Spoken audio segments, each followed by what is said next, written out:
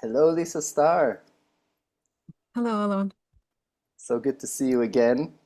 Here we are at the I don't know if it's the end or the midpoint, but we've definitely been meeting up for the past 13 moons slash months and doing this podcast. And it's been a journey. It's been a real journey. It's really brought to life this past year for me, brought the 13 moon calendar to life. So I'm really excited to be here with you again for the last time in this year. And to our new listeners, I'll just shortly let you know that we've recorded 13 of these episodes for you. This will be the 13th over the past months. And besides the fact that you can look back and recall and listen to us for 12 different episodes on our YouTube channel, you can also use this amazing wisdom that's come through us to help you navigate through the 13 moon calendar next year and every year. So it's great to be here with you on the cosmic moon, beginning of the cosmic moon.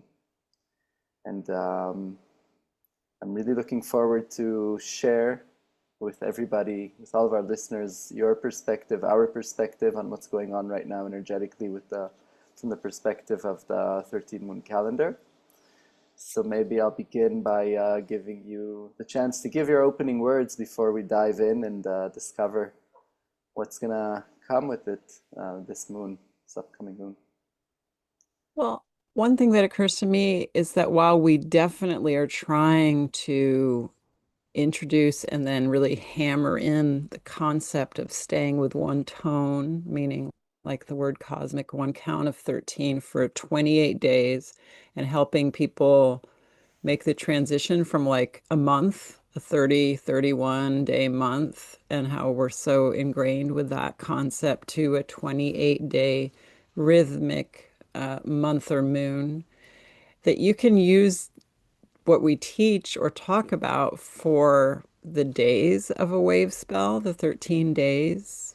The 13 tones are in 13-day wave spells, 13 moon wave spells, and also 13-year wave spells. Every July 26th is the beginning of a new Mayan or natural time year, and they are also organized in a count of 13.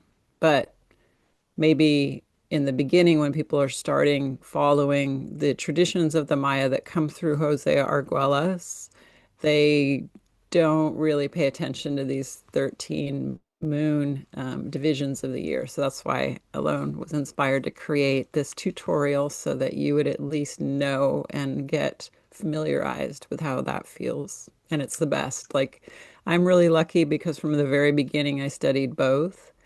And yeah, I'm thrilled that we got to really bring this to the public. Yeah, I me care, too. I care about it. Me too, a lot. And it really is, I feel a great privilege to enable people that are new to this calendar, to the 13 moon calendar, to the Mayan wisdom, to natural time, to really get our walkthrough and how we connect the concept, the spiritual concept, but also how it can show up in our real everyday lives and how we can use it to kind of empower ourselves in the processes of development that we're going through and how we're experiencing and observing or analyzing them. So it's been a great journey, and I'm sure we'll continue journeying together onwards. And let's begin. So maybe you can kick us off by kind of telling us about the cosmic moon from your perspective, the cosmic tone, 13th day of the wave spell, the 13th moon of the 13 moon calendar, the last month of the year, the 13 moon calendar year. One identifier that I don't think we've like been doing is just talking about the dates in the Gregorian, which, I'm not always exactly sure what the dates, like the Gregorian dates of the 13 moons, but like every July 27th, we begin, excuse me, June 27th. 7th, we begin the 28-day moon of the cosmic moon. And I just mentioned that because at the end of the year, it's always more familiar. This is the last moon. It's a 28-day countdown to the new natural time year. For me, it's New Year's. Like I'm fully invested in a different calendar that starts on July 26th. So, therefore, this time of year is really familiar to a lot of people from childhood because we like have summer vacation and that feels so different than being in an academic setting and in a classroom. You know, there's more time to explore nature and personal freedom when you're young and to space out instead of being held to like rigorous demand that adults create. So I think it's like the first childhood experience of positive like disassociation or feeling like the openness of life. And that really, to me, is a great anchor for the cosmic moon's feeling state. It's just like playing back to when you kind of got lost in like summer heat and summer heat activities or being with your friends, filling time, not able to, sometimes being bored, maybe even missing the like structure of a life that was created for you. And that as adults, there's like children that we attend to, you know, taking care of their needs in the summer and noticing they might be experiencing what we once did, but also, you know, summer vacation vibrations, like just taking things a little easier and also succumbing to the elements of a, you know, a sun that's available so many more hours of the day, all this light abundance of food harvest, you know, in terms of like what the summer gives that makes it easier to be a human in a traditional sense. Like all of that to me means that you can access the cosmic tone over these 28 days just kind of from a lived experience you've already had. But in short, you know, after that diatribe, like I would say in short, the dynamic of the cosmic tone spread over 28 days is really almost like between cycles, that the action of the wave form, the wave spell of the year is totally over, per se. And what we're doing is really experiencing stillness, which includes reflection backward and integration and a little anticipation at the same time. Like, of course, something is building under the surface of us. But on the surface, things I like to say are very glassy, which is both a delightful feeling and can also test people who like to be agitated or long to be busy because it's part of how they process, you know, life's anxieties. Like if you're asked to be still because nothing's happened, you kind of, it's like you're in a meditation hall and you're fidgety and don't want to lose track of all the things that keep your mind busy. But this is the gift of the cosmic moon is being present with what is. Beautiful. I love, I was really touched by two analogies that you gave here. The first of really like the child in society cycle, the child on planet Earth in the northern hemisphere, that there is this journey through the year, and then it reaches this kind of climax, which is also kind of anti-climax, because it's kind of when everything gets released in one go, but at the same time it doesn't disappear. It just gets contained in the bigger picture that's reminding us that this state of no structure is the real natural state, which encompasses all the structure that we pour into it. And in the natural rhythms of life, every somewhat time, according to the 13 moon calendar, every 13 months, and every 13 months, and according to the dream spell calendar and the wave spells, every 13 days, we will experience a moment or a continuous moment when it comes to the month in which we will feel this ever widening expansion of being, that kind of just everything and nothing exists at once, and we can go from having a lot of fun playing with our friends somewhere outdoors to suddenly days of boredom with nothing to do. I mean, at least that's how it was when we were kids. I think today the kids Yeah. have it a bit different off, but I love that analogy because it really, I think, gives our listeners the ability to feel it inside their own bodies, because we all have this familiar feeling Even if we're in the southern Mhm. hemisphere and it was a different month of the year, it's still this rhythm. Um, Yeah. Yeah. Well, that's just because, like, one of the gifts of following, I think I call it natural time. I know, just to clarify for listeners, when Jose Arguelles sort of presented the Mayan cycles to people, like he resurrected them essentially and he gave them English names.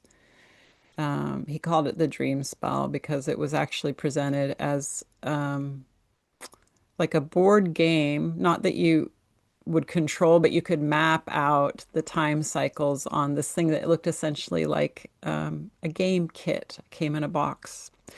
And then it became called natural time much later, like another 20 years into his presentation. And I think that was to just distinguish it from artificial time, which is one thing, we haven't touched on, and I'll just say it again briefly, like the 12-month year with its different month lengths is an artificially created by human over time, but a long time ago, and that we followed this like staccato and arrhythmic set of months that's just kind of crazy, right? Like it's not innovative and it's sort of unhealthy to do things that are out of rhythm. So in any case, they called it natural time, sort of as a reference to it not being artificial. So just to say that I'm really comfortable saying natural time because the dream spell, uh, I kind of just grew up feeling like that was a goofy name. I mean, just to reiterate, I was like 15 when my mom started following the dream spell. So I had like a teenage reaction to this thing called that. So just to clarify our terms,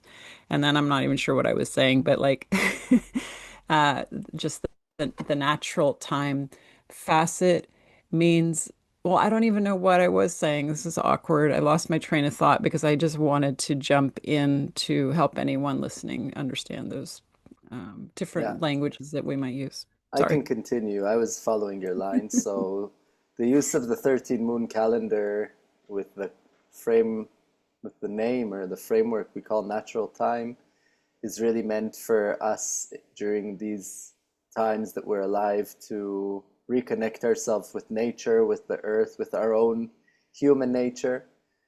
Yeah. And the 13 moon calendar is a very beautiful and practical tool to do so if one chooses to follow it over time. We really realize over time that this frequency, this natural time frequency that Jose Willis adapted from the Maya and kind of resurrected for modern times, it's actually really uh, visible and feasible in our everyday life once we put our attention to it. And I think what you were wanting to say is that we're kind of remembering that some of our listeners they're unfamiliar with this concept of maybe the Mayan calendar they heard, or maybe they heard 13 moon calendar, or maybe they're just curious about time and looking for an alternative to this mechanical clock and mechanical unregulated, unharmonic Gregorian calendar that we're kind of forced to live by to survive at the moment in this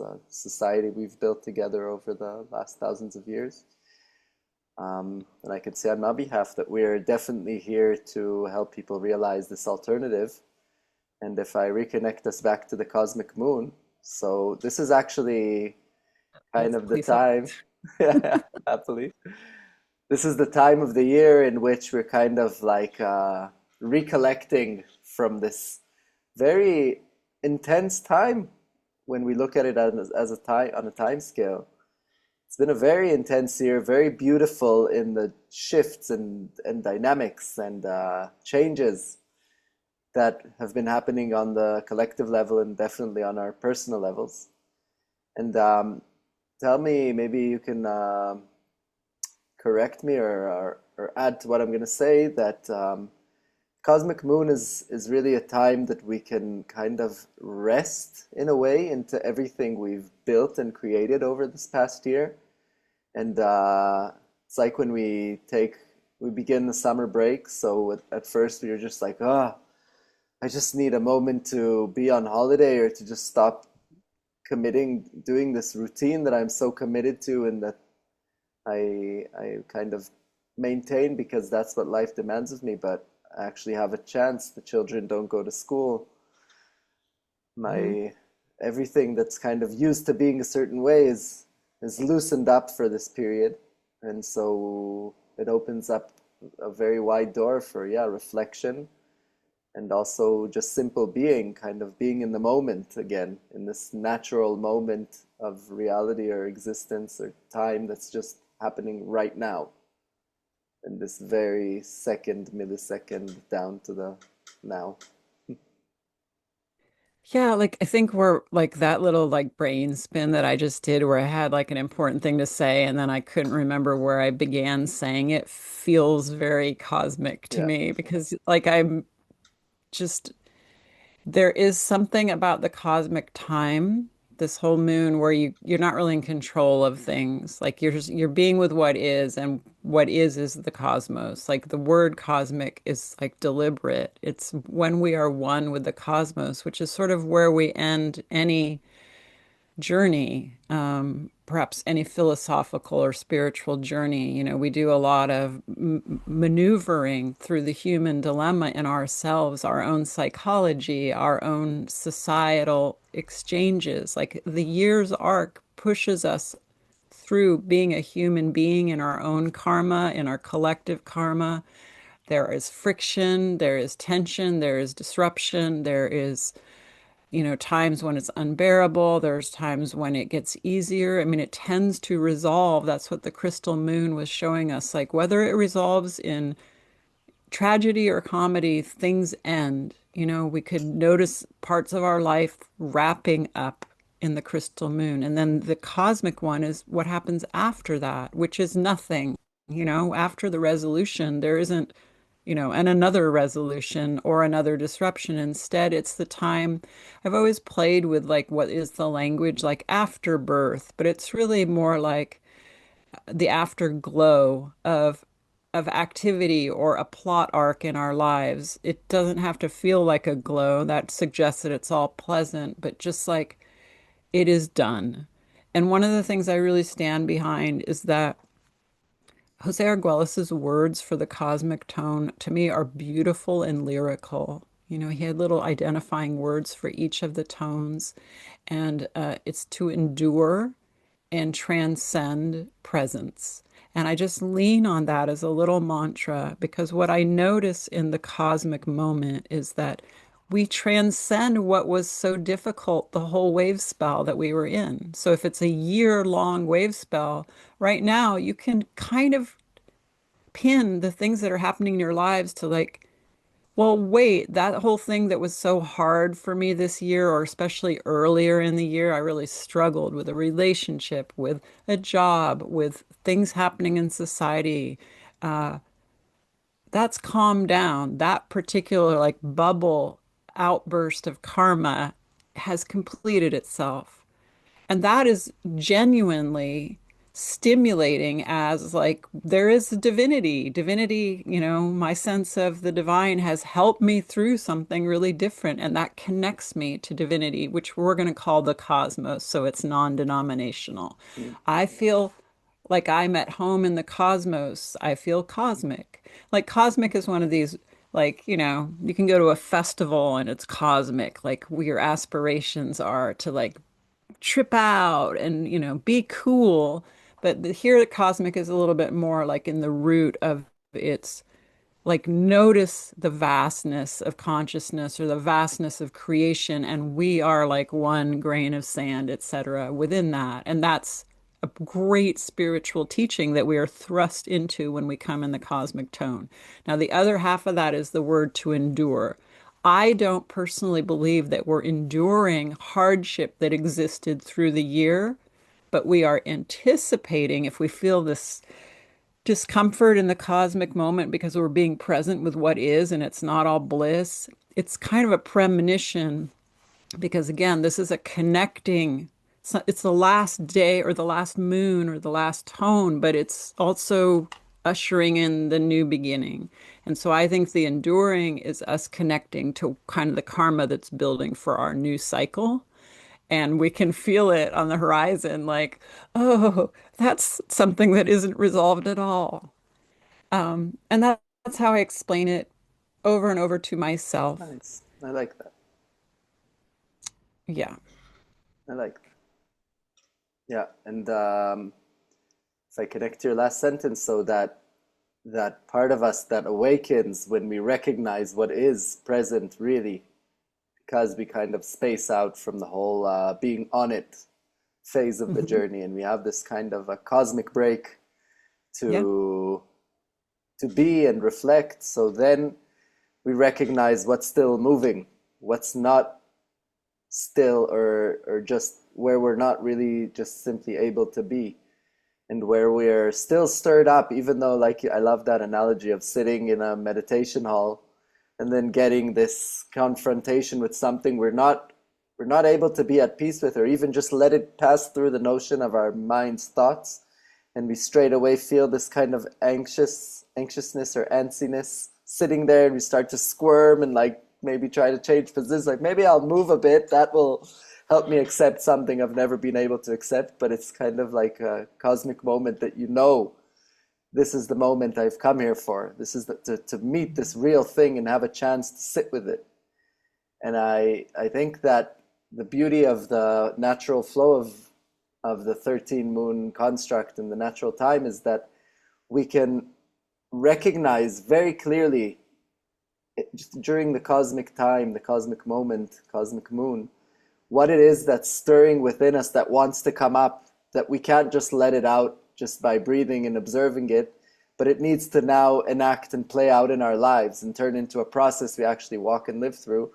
And that's the exact same life force that threads into the magnetic moon. We're Yeah. like, okay, so now I know that these things are on the table. These are the things I got to deal with.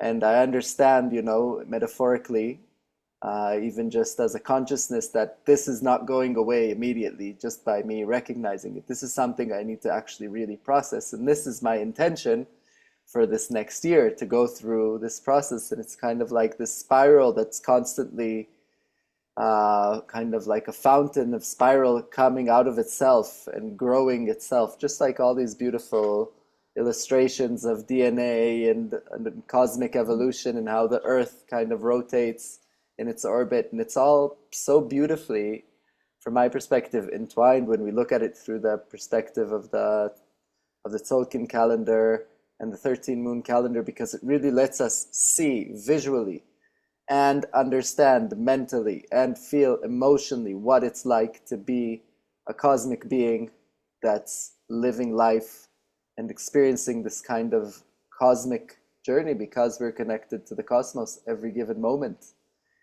And nothing we do is separate from the movement of the cosmos. And that's like a pretty cool perspective to hold. And I think, from my experience, that the cosmic people, the people born on the cosmic day, from my experience, are cool people.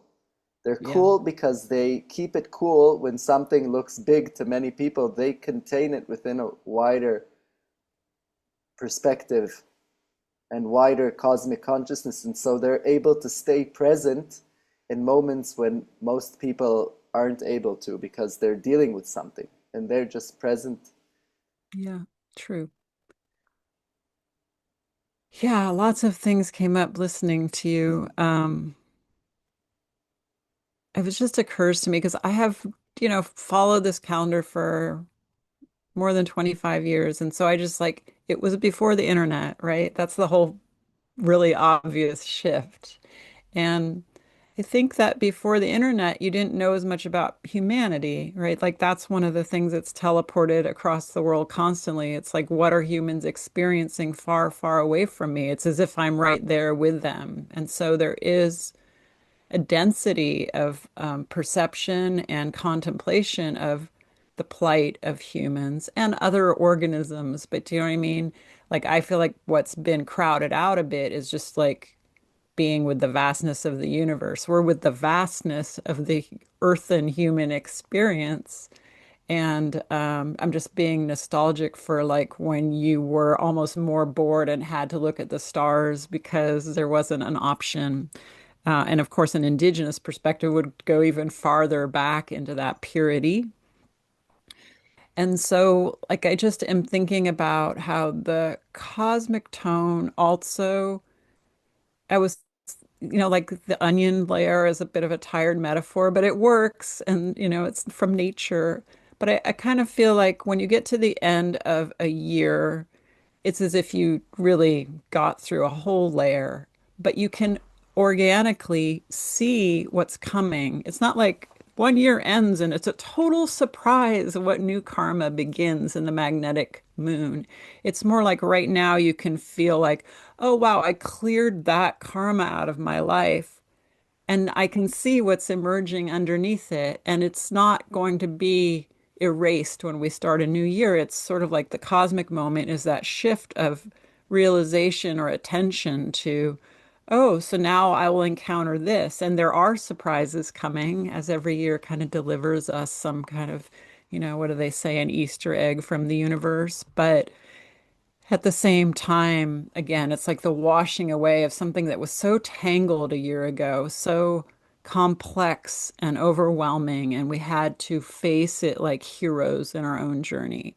And now that, again, is at rest. So that's just where, again, I think there's like a duality, but it's very muted. It doesn't have hard shapes, like the year receding, the new year dawning. Yeah, And and when we're doing that for 28 days, like we're holding a lot of space that reminds me, that's why I kind of mentioned the time before the internet, like we had to hold space for something that wasn't information. So we might have seen ourselves as like more in touch with that like awe of the universe and sort of the awe of our technological wonder that is really is awing and is a preoccupation for us in this moment of humanity. yeah, yeah. I like that. I love talking cosmic talk because it's always very cosmic. It's Yeah, always very like exactly. out there. It's very wide speaking. I like this kind of conversation because I feel that it really is, when we're looking at life through the cosmic perspective, we're really able to accept that everything has its place. Even the things that we find really hard to accept, even the things that challenge us, also the things we love and the things we take for granted. Everything is coexisting, like all the stars in the sky. They don't just smash into each other. There's like infinite amount of stars, and each one is floating in its exact precise spot. And some kind of larger movement is orchestrating the movement of all of these stars at the same time, and our star, and we're a part of that. And that is really cool. That is really cool. And it gives, I think now that I talk, that if I look at what working with Mayan wisdom over the years has enabled me as a human being living my life, how it's actually practically helped me, is that it's kept me in a momentum of learning, a perspective in which, by learning the perspective, I'm able to adapt a way of living that sees everything in the world as something that is meant to be where it is. So, Hmm. I'm living in a war struck region historically.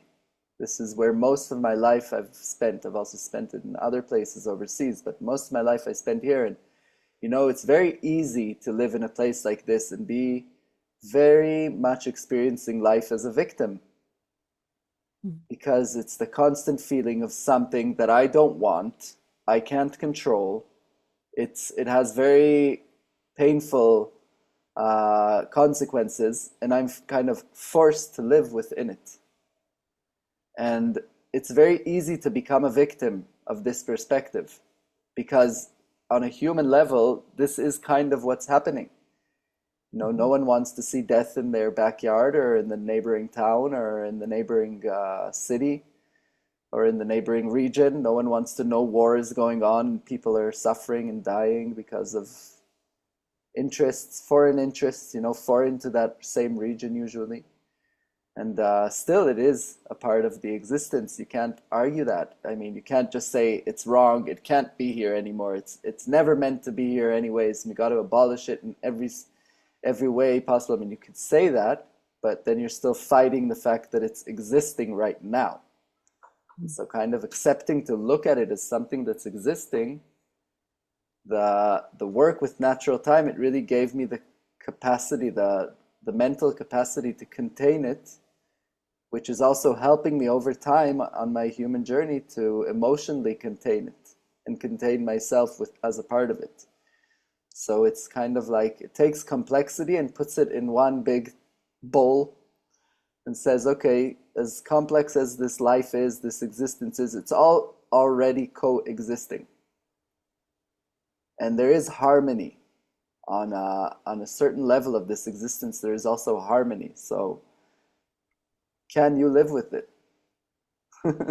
Can we live with it? Yeah, I I love, again, to anyone who's followed the series, like I am way more cynical. I am older. So my faith in the human condition has waned over time, right? Right.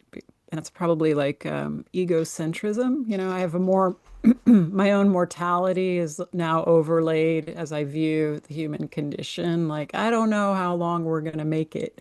It's probably all, my own egotism.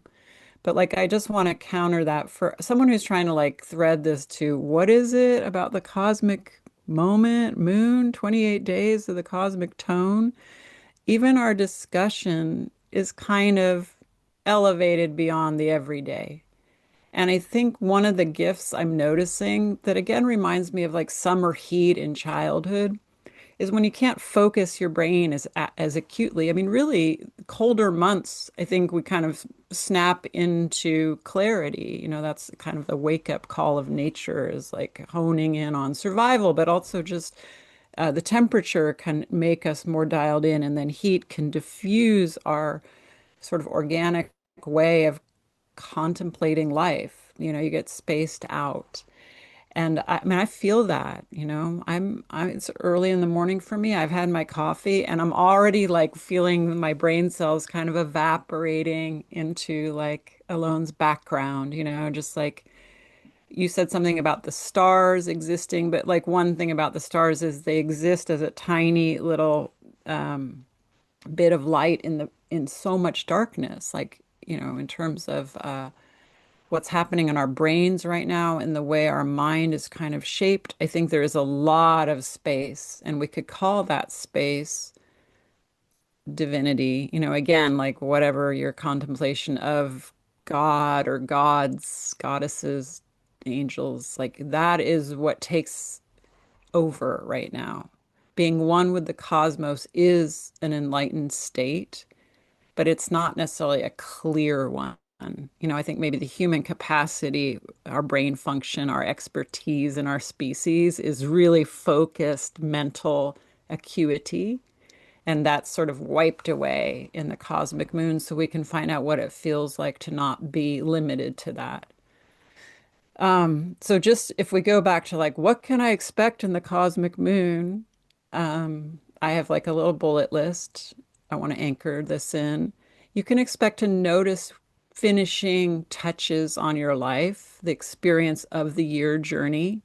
You can feel a kind of revelation and relief, like, oh my God, that was so intense and troubling, and it's not bothering me now. I'm at peace with that tranquility around things that were a struggle. And then, like we keep referring to, like it's not over. Neither are we going to die, nor have we completed all our karmic tasks. Like both, we're going to continue living and we're going to have a new dump load of things that are intense to navigate. And you can feel that tension that life as a human being is never, I did it, I've got it all done, it's over, I'm good. It's always shadow and light, and there'll be a new like structure for us to like wend our way through that is the new year. And that what's beautiful about this time is just recognizing like the existential reality of like, so that's what life is. It isn't my personal problems, it isn't societal problems, it's growth and evolution. It's ebb and flow. And suddenly we are caught in what you said, that natural time is making time a reflection of nature instead of it being man-made. Yeah, yeah. It's just just listening to you, it's and connecting with what you're saying. It really kind of, I feel it's expanding me on the upper body. It's kind of giving me more air to breathe. I think for definitely many of our listeners, but definitely many human beings in this time that are either already also very spiritually orientated or being drawn into spiritual orientation because this time is demanding them to develop a expanded perspective to help them survive through all of the changes that are happening so rapidly in this time. But just being kind of flowing with you in my mind with your what you're saying, it's naturally moving me kind of from this cosmic moment. I already can feel the, just for being in it, the beginning of the little particles that are starting to go in a certain direction, which I can't see yet where and why and what it is. But already kind of movements within me starting to being drawn into some direction, Mhm. which is the natural movement for me of the connection between the cosmic and the magnetic. And so, again, for our listeners, especially our new listeners, or people that are new to these concepts of natural time, the incredible thing about observing evolution in time, everyday time, through a lens of natural time is that it really shows us that nothing, we don't need to fear an ending because it's endless. It keeps going. It's been going way before we ever were even an idea of existence, and it will keep going endlessly, even when our little particle is moved somewhere. And living life with this understanding, it as a white mirror as well. You know, endlessness is my forte. Say also in English. Mhm. Yeah, it's French, right? Um, and it's such a blessing, and I feel it's really magic to be able to feel a part of something greater while going through this human life with all of its everyday human challenges. And eventually we're both just simple humans living our everyday life, doing our best to treat the land around us kindly, and the animals and the humans, and raise our children with as much love that we can, and earn our living in a decent way. And yet we are given also the chance to walk around with this beautiful perspective that we are a part of something so big.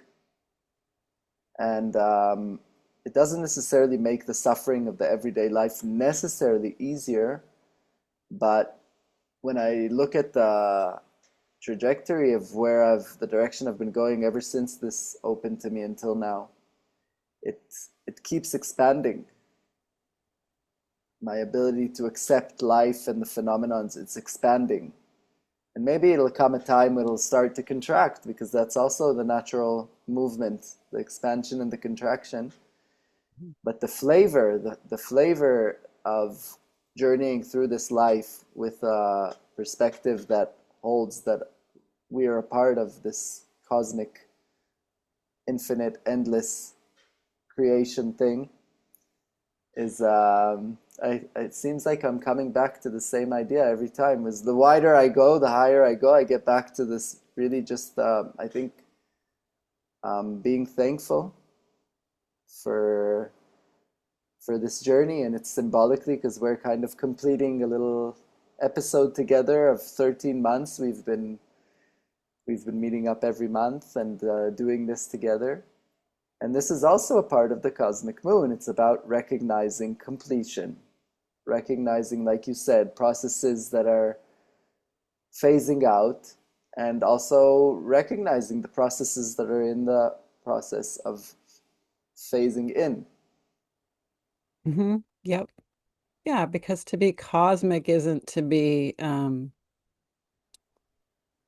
totally preoccupied with the cosmos. It's to recognize we are part of it. So we're seeing ourselves as expansive or part of the vastness of the universe, but we're also still aware that we have feelings, we have um, action stirring in us, like on as one small particle of that.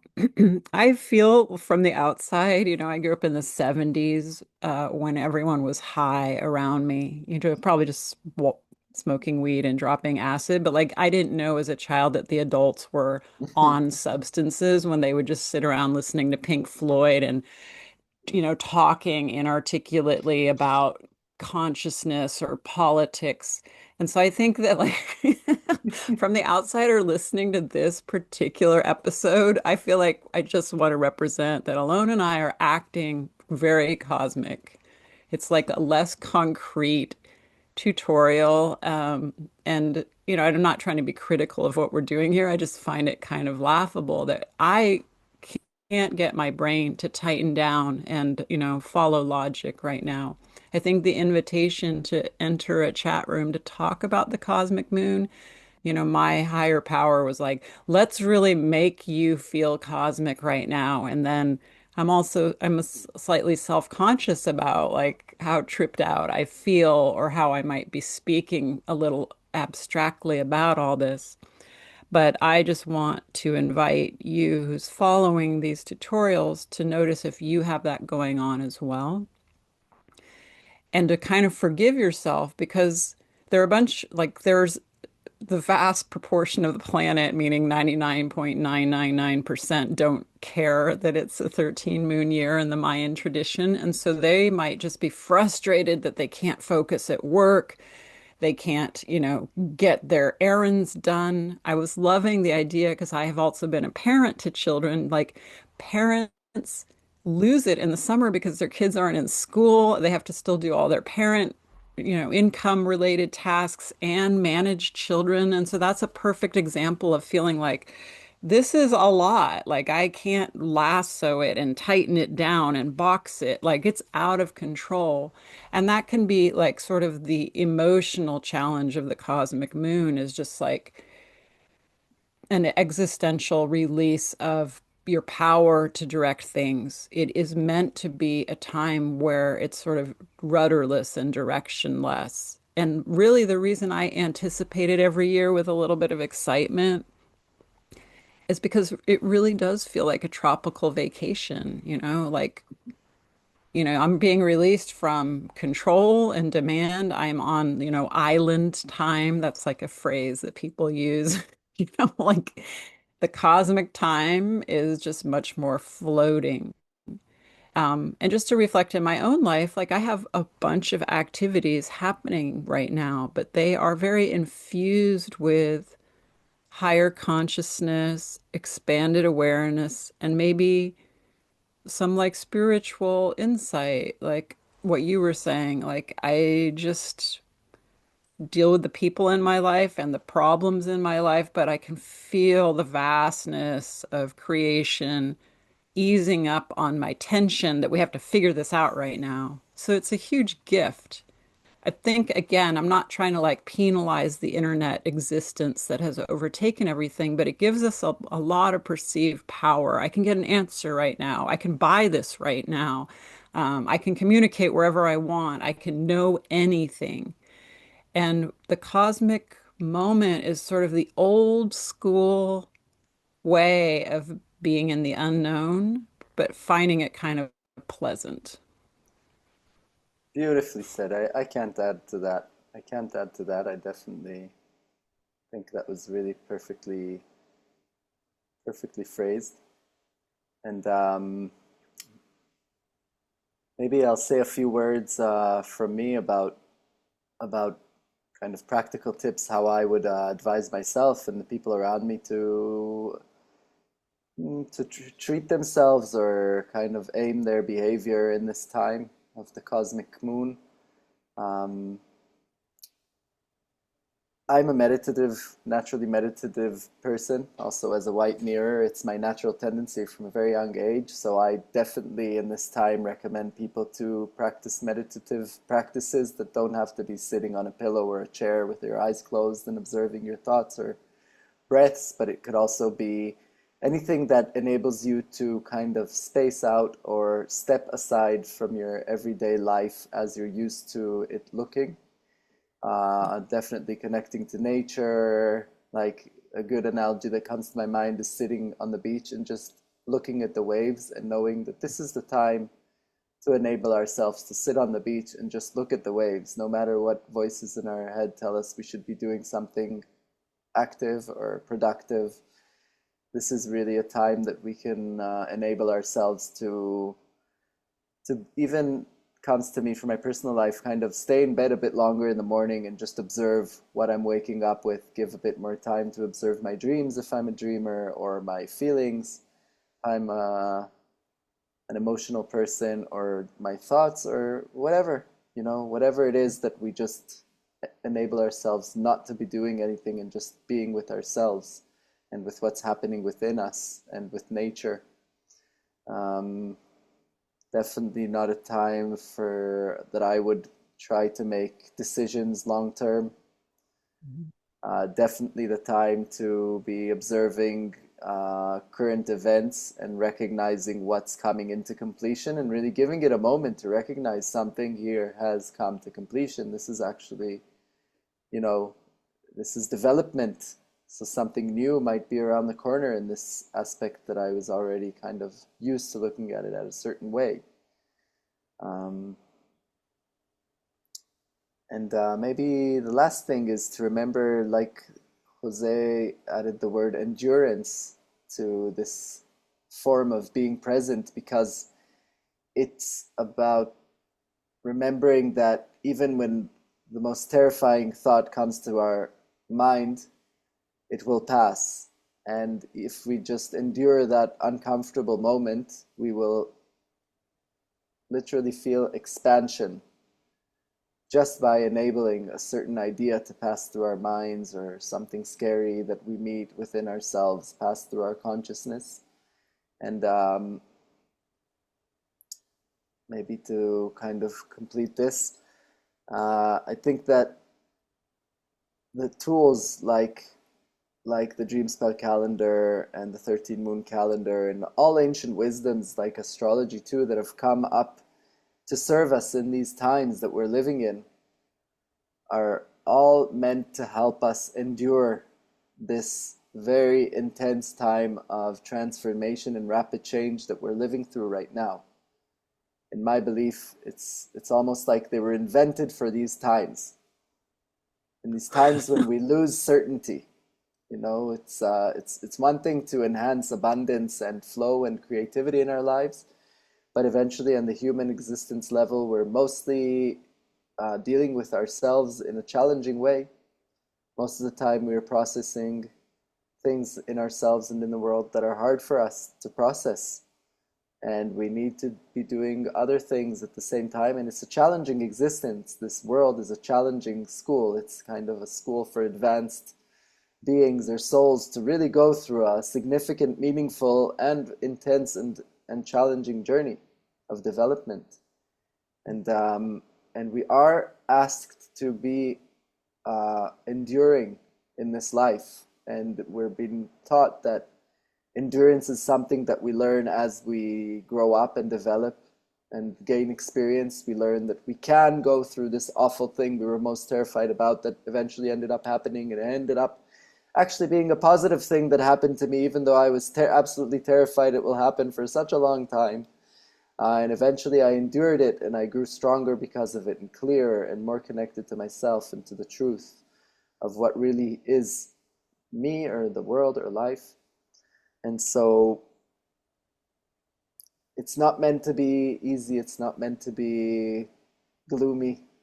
It's not meant to be a roller coaster ride in the amusement park.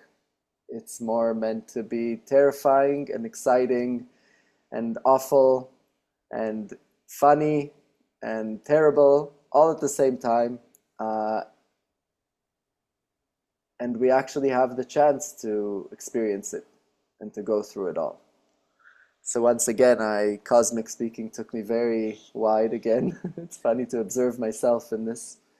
Um, Maybe if you would like to give our listeners, if you have any more, a bit of specific practical tips for this time. Well, yes, I thought of a couple things too. I mean, to endure leads to transcendence. Like that is definitely what I mean about the magic of the phrasing that we were given for the cosmic moment to not be like I said, like cool cosmic man, to be like, no, the cosmos is sort of the anchor in that we endure discomfort and we transcend it. I mean, I always just come back to like meditation teachings from, ancient Asian meditation teachings. You endure discomfort and then it transcends, and then you feel one with all.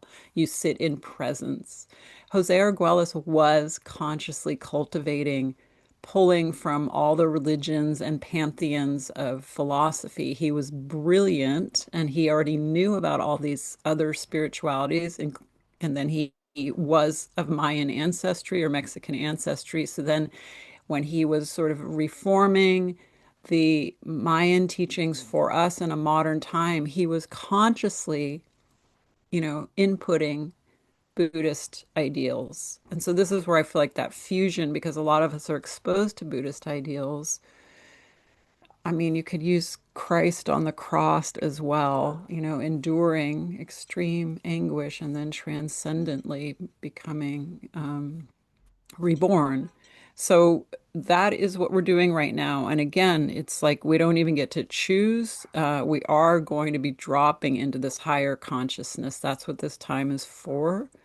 And then I always want it to be reminded that it's going to get really busy and intense in the magnetic moon.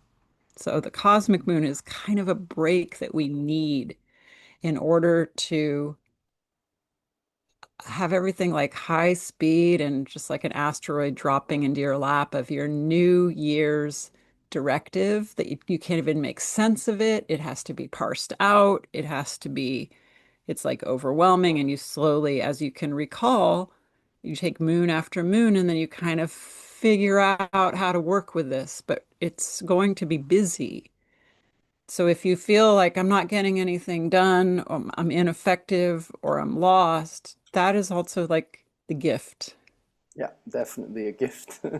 Knowing what's Yeah. coming up in the magnetic moon. And I'd like us to speak a bit about the day out of time, because Yeah. the followers of the 13 moon calendar, and generally people I've recognized over the years that even don't really know about this wisdom and its ancestry or roots, heard of the day out of time. It's this kind of universal, like it's a concept that somehow spread around the world. I think also from the initial days of where the calendar was initiated, and there were quite a bit of people and relative from around the world that got exposed to it together, and then kind of went like seeds and spread this idea because it sounds nice, because everybody wants a day out of time. It sounds like really fun and cool and free.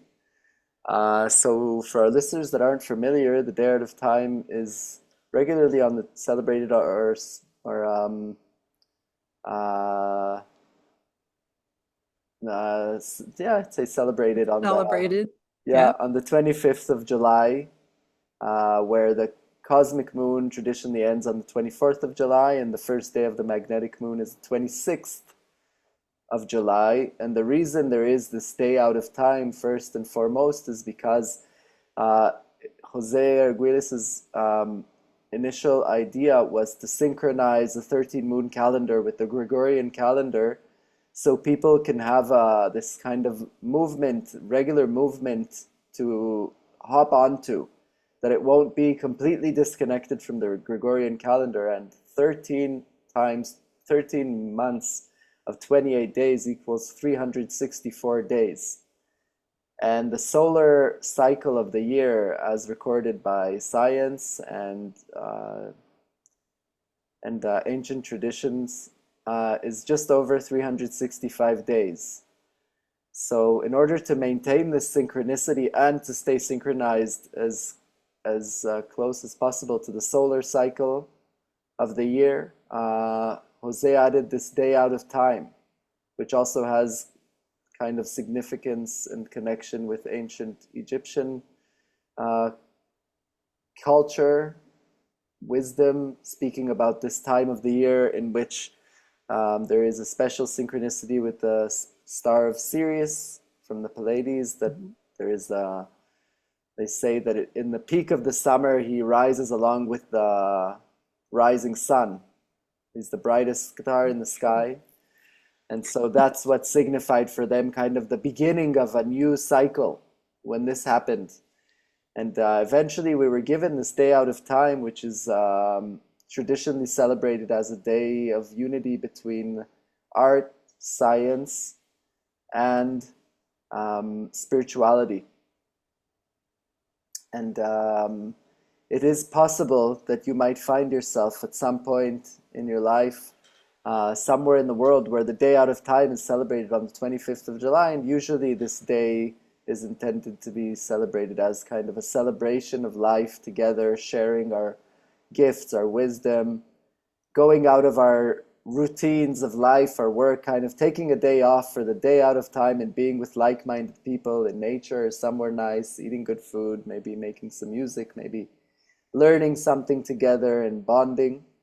Um, and it's also a day out of the calendar. And that's why it's called the day out of time, because it actually doesn't exist in the 13 moon calendar as a counted day. It's kind of like I like to see it as the special day of synchronicity with reality, in which we synchronize with natural reality, with what really makes us healthy, what really makes us happy, what really brings us joy, and also spirituality, to recognize that there is the spiritual element embedded in this routine, cyclic existence, and it's kind of like a reminder for our consciousness that it's possible to step out of time. I feel so old.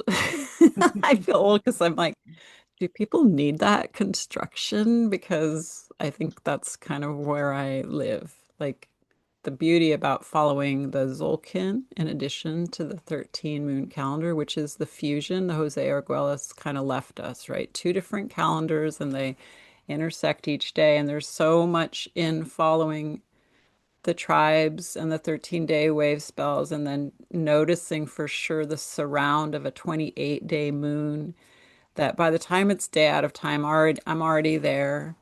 This movement, when it was sort of like a new age world and we didn't have the pockets of the internet where everyone kind of find their private niche in chat rooms, or through social media, like people really did put on like live near San Francisco, and there'd be like 300 people at a Day Out of Time festival, and people were encouraged by Jose Arguelles' organization to create these group gatherings.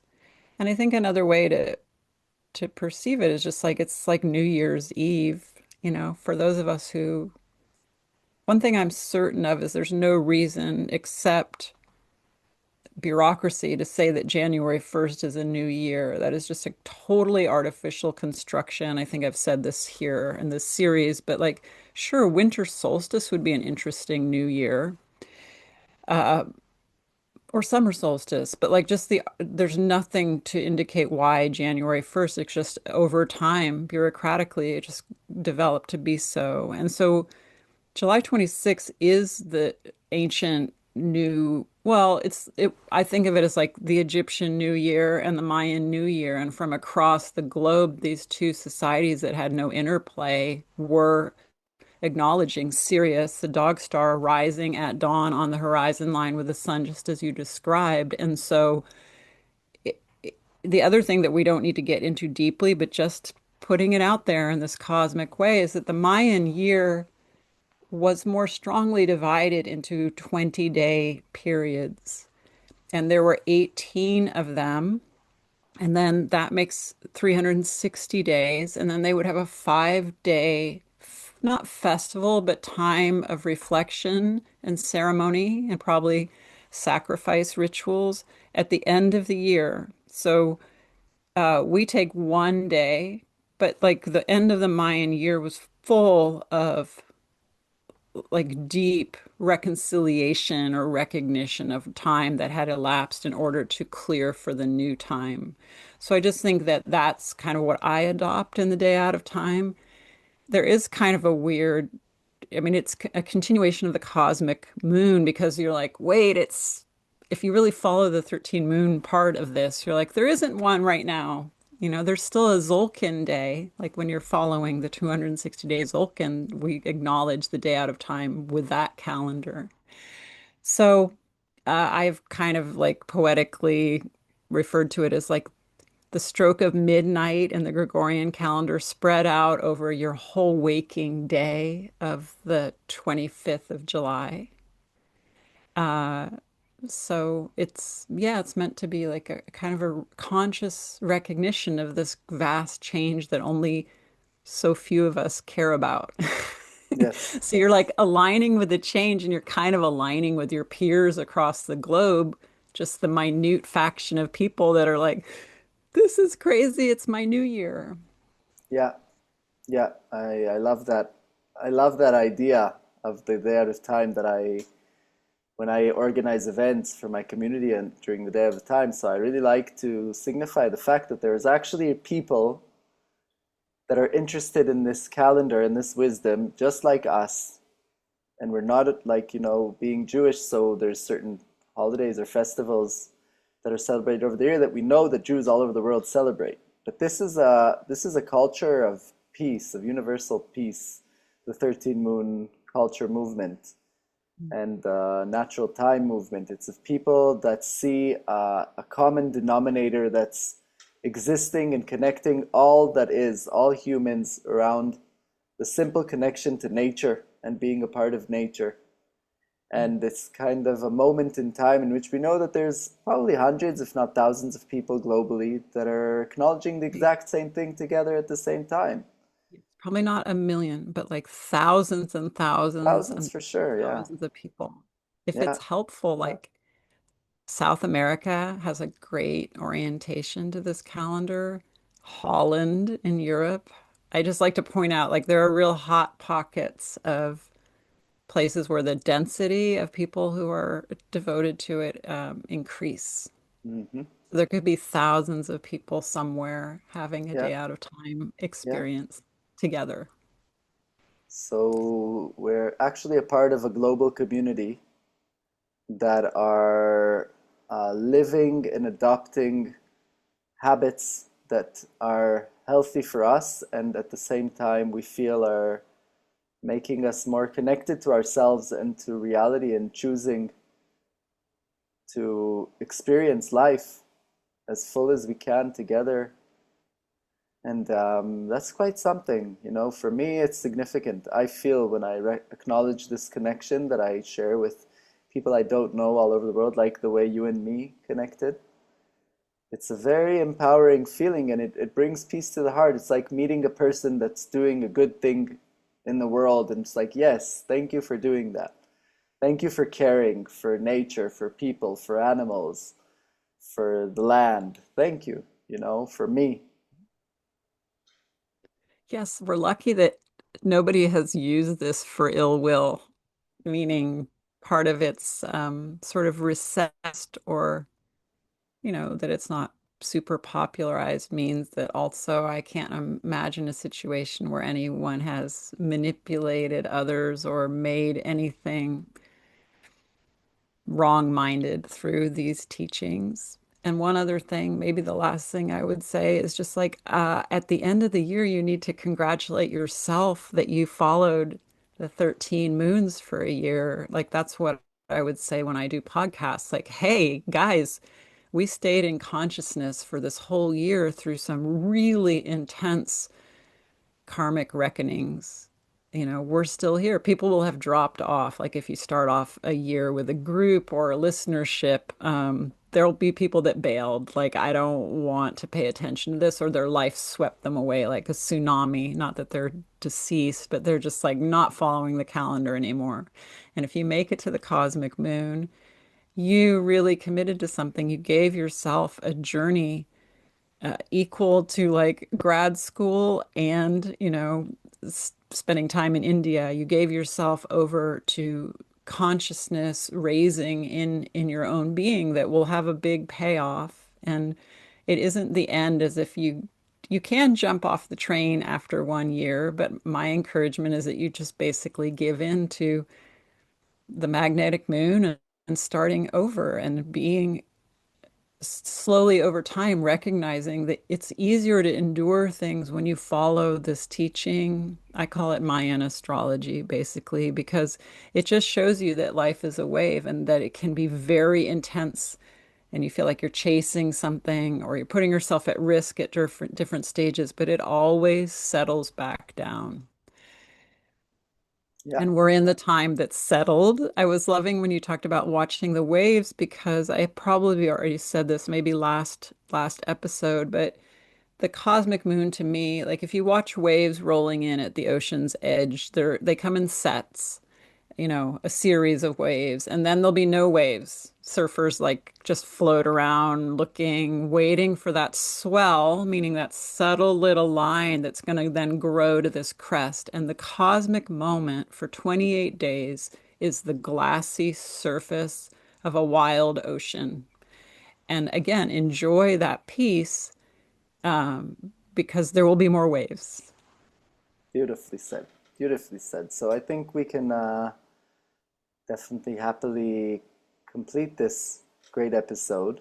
And I'll remind our listeners that both Lisa and I are guiding and assisting you guys, humans around the world, face to face and online, to make positive changes, reconnect to your hearts, and to integrate them into a practical life in which you can really step by step live your own potential more and more in this world and recognize your potential and enjoy being yourself more and more, and even solving real life problems using Mayan wisdom, using your personal map, and using the understandings that these amazing tools can give us in our lives. So if you feel drawn to reach out to one of us and for a chat or for checking out if we can work together, please feel free to do that. We will have our details in the description of this video.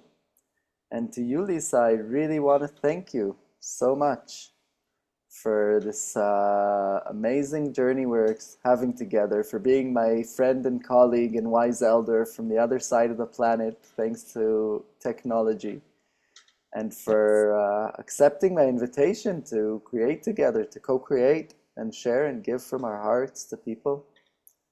It's really incredible.